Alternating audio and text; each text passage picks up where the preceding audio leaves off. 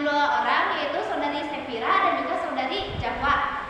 Selamat datang Saudari Sefira dan Saudari Jahwa.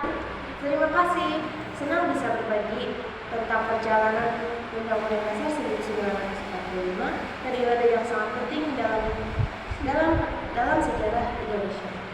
Baik, Saudari Sefira, bisa dijelaskan dulu kenapa Indonesia sempat beberapa kali ganti konstitusi sebelum 1959?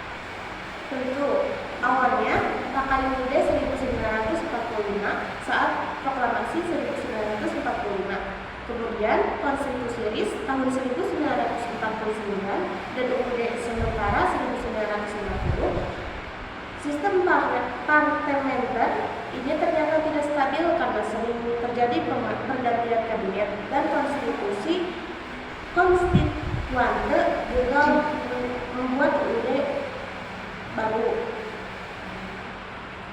Kondisi inilah yang akhirnya memunculkan dekret Presiden 5 Juli 1959 yang menetapkan kembali UUD 1945. Nah, setelah Undang-Undang Dasar 1945 berlaku kembali, bagaimana penerapannya di masa Orde Lama, Saudari Sefira? Di masa Orde Lama 1959 sampai 1946, Undang-Undang Dasar 1945 dijalankan dalam bentuk demokrasi terpimpin. Presiden Soekarno memiliki kekuasaan besar, sementara DPR dan MPR tidak berfungsi sepenuhnya. Hal ini memunculkan ketegangan politik yang memuncak pada peristiwa G3OS 1965.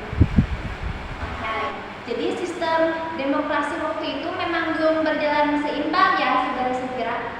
Benar, kekuatan presiden sangat dominan, lembaga legislatif kurang efektif. Oke, selanjutnya saya ingin bertanya kepada Saudari Jahwa. Bagaimana dengan masa Orde Baru?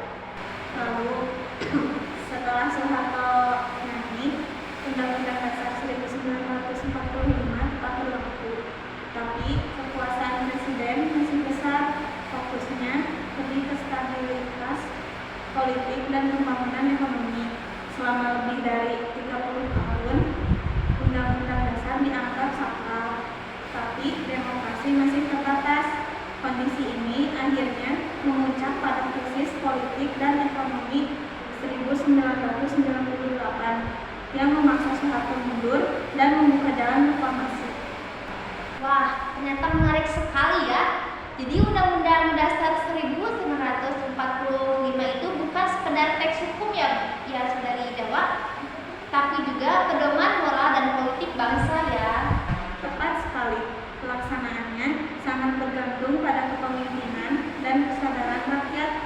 Setelah reformasi 1998, Undang-Undang Dasar mulai diamandemen agar lebih demokratis dan sesuai perkembangan zaman.